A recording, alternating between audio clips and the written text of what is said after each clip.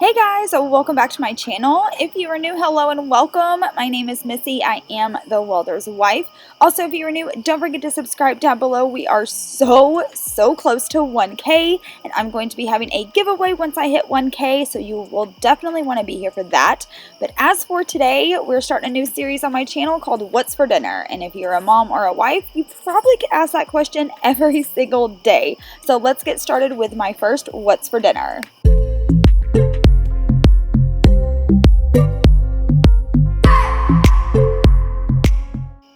Hey guys, so for our first meal of the week, we're going to be making goulash, and if you're from the South, you probably know what goulash is. If not, I'm going to show you. This is a super easy, cheap meal that you can make very quick. All you're going to need is a pound of ground hamburger meat, 2 cans of tomato sauce, some elbow noodles, garlic powder, and onion powder. My sister was here this night, and she wanted cornbread. I don't know why. I've never ate cornbread with mine, but she wanted it, so I let her make that. So you're going to want to boil a pot of water. This is for your noodles, your elbow noodles. And then I always put salt into my water. I don't know why. Does anybody know why? My mom always did this, so I just do it. And then you're going to take your hamburger meat and you're just going to brown that. Once it gets a little bit brown, not all the way, I'm going to take my garlic and my onion powder and I'm just going to season my meat. I would say it's probably a tablespoon. You guys, I do not measure normally, so please excuse that. And I'm just going to put that in the hamburger meat and then we're just going to finish browning it.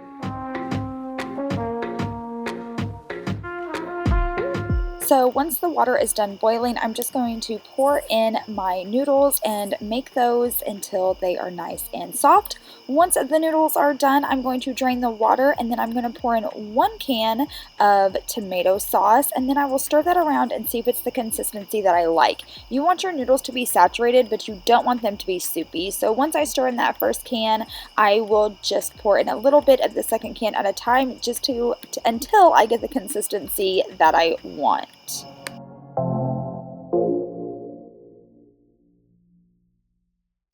Once I'm at the consistency that I want, I'm going to pour in the hamburger meat and then we're just going to mix that all together, and that is seriously all you do, you guys. It is so easy.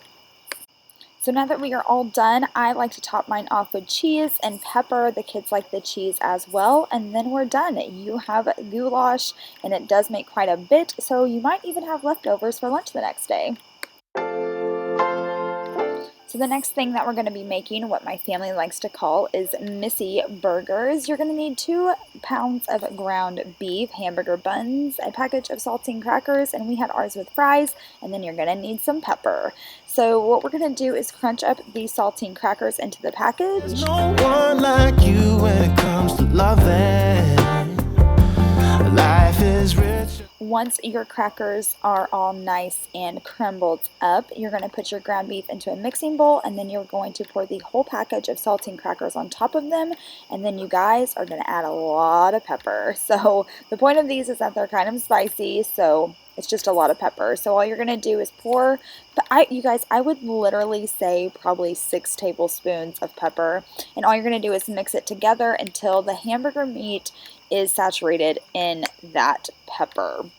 Oh, you got me winning my laughter mind. I know there's nothing that I can do with you,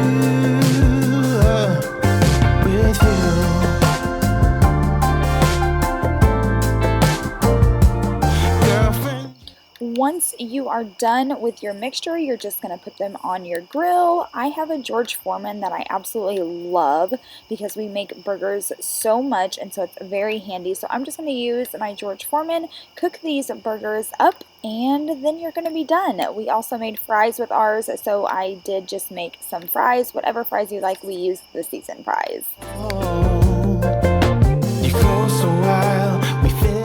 I did want to show you guys how I make mine. I just use mustard and these pickles. They're in the refrigerated section by the lunch meat. These are the best pickles for sandwiches and burgers, and that is all I put on mine. And then I just had a side of fries with some ketchup. and it's super simple, super fast. So guys, the next day I made a pot roast, and I love this because it's a crock pot meal and I don't have to do much and it cooks while I'm at work, and that is like the best. So I highly recommend getting a crock pot liner. You guys, I use these religiously. It's such an easy cleanup. I absolutely love them. I will link them for you guys down below.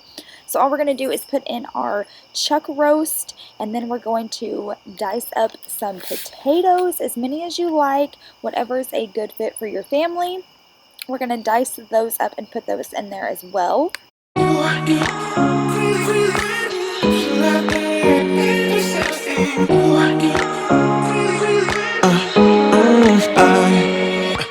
Every night I'm going on the grid, texting back, I want you, hit you up, I'm on the other side, I miss you, take you off, I came here way too strong, cannot keep it low key.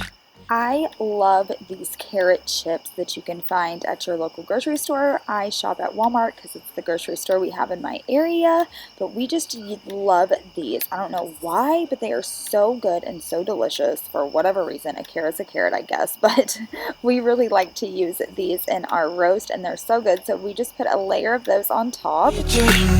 And you're off my radar now. You guys, this is the best part. It's so easy. 2 cups of water. You're going to take Italian dressing seasoning mix, a brown gravy seasoning mix, and 1 packet of ranch seasoning mix. And you're going to put that into the 2 cups of water, give it a good stir, and then you're going to pour it over your roast and your potatoes and your carrots. And then I take 4 more cups of water and I put it over my roast. I like to make sure that the water is covering the entire thing pretty much, because I have found that that keeps my roast super, super moist. Have I lost it? But my cravings for you so shameless, can't get enough. I've lost you, but I need you, and you're off my radar now. I've lost you, telling you that I need you, but you're off my radar now. I'm like an outcast from pillar to post. And then all you're going to do is turn your crock pot on to high, put the lid on, and let it cook all day long. I'd say about 8 hours, and then when you get home, it is nice and cooked, and you literally don't have to do anything else unless you want to make some cornbread or something with it, but we normally don't. I like to just put my veggies on, put some butter, and melt that on there, and it's just so delicious. So for our next meal, we're just going to be making some good old easy spaghetti with breadsticks and a side salad. So this is like probably one of the easiest recipes of life. So all I'm going to do is preheat the oven for 425 degrees. It's what the breadsticks call for. I'm going to start to boil my water for my spaghetti noodles, and then we are going to start browning our ground beef. So all you're going to do is brown that. Once it's brown and done, drain the grease out, and then you are going to put in your favorite spaghetti sauce. We love the Prego 3 cheese. Just whatever you prefer, it's your own preference. And then we're just going to let that sit on low while our spaghetti noodles cook. I know that I am so much better when I look at what. So I did want to show you guys how I make my ranch. It's just a packet of ranch, a cup of mayonnaise, and a cup of milk. You stir that all together and you put it in the fridge for 30 minutes. If you don't have 30 minutes, I stick mine in the freezer, and then it is done in 10 minutes. I could feel it in my bones. So once your water is done boiling, I like to break my noodles in half and boil them. I feel like it gets them done more even, and because sometimes they're like halfway sticking out of the pot. So I always break mine, and it's easier for the kids to get onto their forks and eat as well. Those days are gone. Once you've got your noodles going, you can put your breadsticks on your pan, and then they're just going to cook for 5 to 6 minutes. And that's just this particular brand. Always make sure you follow the instructions on whichever bread that you get.